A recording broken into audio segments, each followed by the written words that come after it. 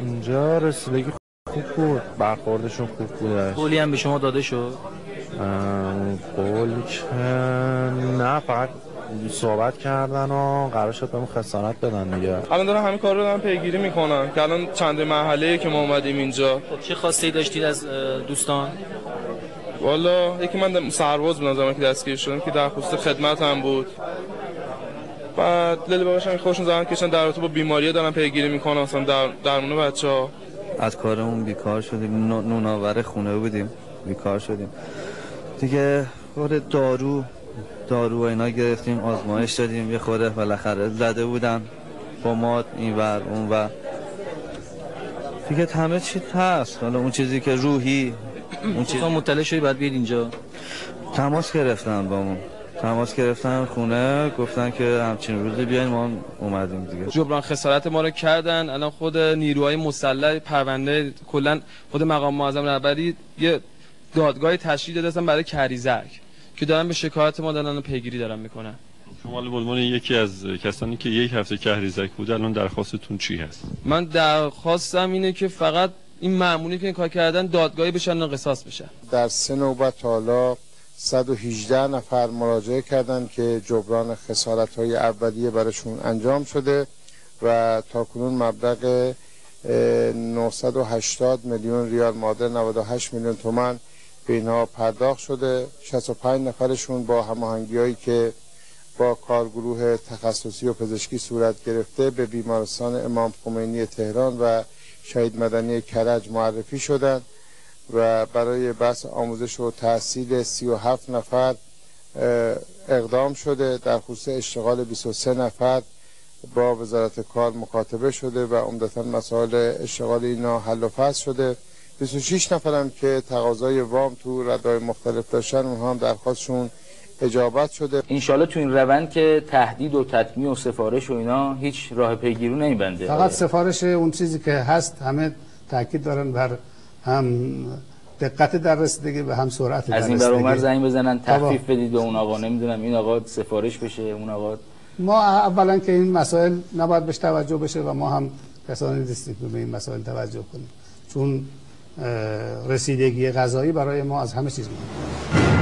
مردم مطمئن باشن که سفارش و نمیدونم یعنی واقعا اینجوری نمی‌کنید برای ما حجته. بالاخره ما حالا مسائل سازمانی هم که بگید یکی زنگ بزنه مثلا بگه سردار این بنده خدا مثلا آدم خوبه. نه نگاه کن، الان من خدمت عرض می‌کنم، نگاه کنید تو این قضیه جدی ترین فرد و که این موضوع رو مطالعه اون شخص حضرت آقاست برای ما حجت، باید دنبال بکنیم بدون هیچ مسامحه‌ای و از خدام خواستیم خدای تو این مسیر کار سختیه. این رو بتونیم واقعا دینمون ادا بکنیم، دینمون هم به نیروی انتظامی ادا بکنیم که این همه زحمت کشیده، ما بتونیم بالاخره اگه جایی نقصی بوده، مشکلی بوده، ضعفی بوده، عیبی بوده، واقعا اینو جبرانش بکنیم. در واقع نظام اسلامی اصلی ترین مدعی پرونده تعلمبار کهریزک است و با ریشه یابی و پیگیری بی‌مسامحه این ماجرا اجازه نخواهد داد این ماجرا بار دیگر تکرار شود و یا خطاکاران به هر دلیل و علتی از مجازات معاف شوند. اون چیزی که خب همه مردم ما انتظار دارن، همه مسئولین ما انتظار دارن، این است که طوری این مسائل با دقت رسیدگی بشه که ریشه این حوادث در نظام ما خشک بشه و ما در آینده شاهد این نوع برخوردهایی که باعث در واقع ناراحتی مسئولین ما، ناراحتی رهبر ما میشه و همینطور از این طرفی هم حیثیت نظام ما را زیر سوال میبره، ما دیگه در آینده شاهد این مسائل نباشیم. همه مسئولین ما باید توجه به این جهت داشته باشند و طبعا دادگاه ها هم باید به گونه‌ای برخورد کنند که این نتیجه حاصل بشه. ماجرای تأسف‌بار کهریزک میتواند با پیگیری های صحیح، سریع و قانع کننده قضایی به عاملی برای افزایش اطمینان و اعتماد عمومی درباره برخورد با هر گونه رفتار غیرقانونی منجر شود.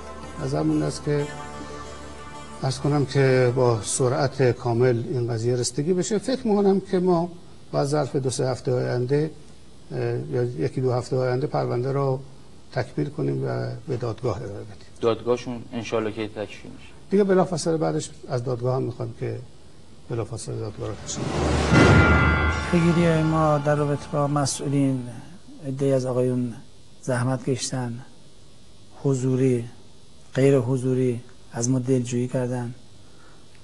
مجلس، شورای امنیت، استانداری، علیرغم اینکه مقام معظم رهبری فرمودن که به این بچه‌ها ظلم شده، تعدی شده، ضرب و شتم شده، ولی یک عده‌ای اظهارات غیر مسئولانه‌ای ایجاد می‌فرمایند که من شدیداً گریه دارم از این موضوع و از مسئولین خواهش میکنم نسبت به اظهارات این افراد ترتیب اثر بدن، به لحاظ اینکه علیرغم اینکه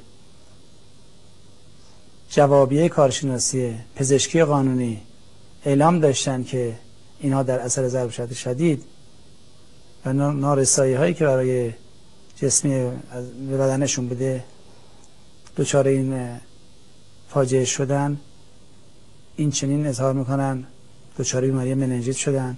آیا بر چه اساسی، به استناد چه موارد کارشناسی این موارد را اعلام می‌دارن؟ تشکر میکنم همینجا از اون اولین ساعتی که جناب عالی در جریان قرار گرفتید. من تازه امروز شکایتمو دادم، شما 40 روز الحمدلله از همون ابتدا پیگیر بودید. اون بازداشتگاه بسته شد، هفته پیش در جمع دانشجوها فرمودید، دستوراتی رو دادید و به شدت الحمدلله دارن دنبال میکنن و من این تشکر ویژه رو از حضرت عالی دارم. منتها نکته‌ای که هست، رویه ها اصلاح بشه که ما این ضایعات رو کمتر داشته باشیم و این مظلومیت مضاعف نظام رو هم پیش رو نداشته باشیم، خصوصا در این فتنه عمیق و این فتنه پیش در پیچی که این ایام بود مظلومیت مضاعفی پیدا کرد. خب بعضیا فکر میکنن ما از نظام دفاع میکنیم، از حقمون هم میگذریم. نه، خونخواهی در رابطه با اون عزیز از دست رفته ما محسن ما به عهده نظامه. انشالله این پاسخگویی، قبول مسئولیت، عذرخواهی و اینها تو رده‌های مختلف تعریف بشه که انشالله دشمنان ما به هر حال بدونن آب در هاون میکوبن و ما یه خانواده بزرگیم با همه مصیبت‌ها، گرفتاری‌ها و با همه خوبی‌ها، خوشی‌ها در هم هستیم، شور و شیرین. خودمون به هر حال اداره میکنیم و احتیاج به دخالت اونها نیست. منتها این نافی تکلیف ما، وظیفه ما نیست. این نکته لزوم پاسخگویی که آقای روح الامینی اشاره کردن، این کاملا درست. ما این رو تصدیق میکنیم. این رو هم این برادر عزیزمون و خانواده محترمشون، هم همه کسانی که توی این قضایا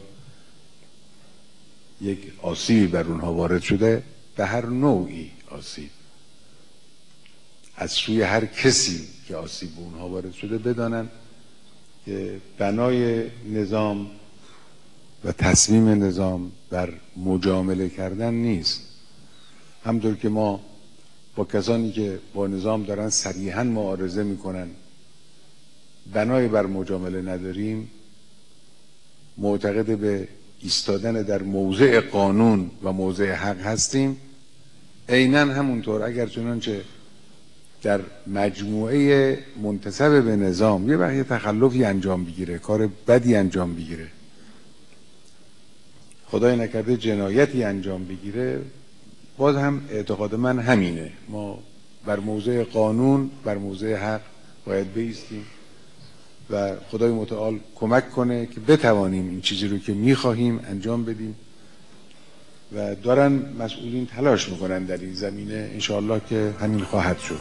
و کلام آخر، انتظار جدی افکار عمومی، تشکیل سریع دادگاه متهمان پرونده کهریزک، رسیدگی عادلانه و شفاف به اتهامات همه متهمان، صدور احکام عادلانه و قاطعانه قضایی و اجرای سریع و بدون اغماض احکام. باز پیگیری میکنیم. واقعا چتر امنیتی کشور دست نیروی انتظامی هست. هرچه نیروی انتظامی مقتدرتر باشه ما راحت‌تر زندگی میکنیم و امید هم داریم که همیشه سرفراز و مقتدر نیروی انتظامی باقی بمونه. فقط مایل هستید که به خاطر این شرایطی که رخ داده رسما از آسیب دیده ها عذرخواهی کنید؟ ما از این بابت آسیب دیده ها در هر سطحی و هر کیفیتی واقعا از طرف خودمون عذرخواهی میکنیم. انشالله که توفیق بده خداوند دیگه ما از این صحنه ها نداشته باشیم. حالا خودمونی واقعا به نتیجه میرسه یا اینکه ما که امیدوار سربسته تمامش میکنن میره. نه ما که امیدوار هم هستیم و حتما این کار امیدوارید یا اینکه قطعا قول میدیم مردم که به نتیجه برسه؟ ما قول میدیم ان شاء الله به نتیجه برسه.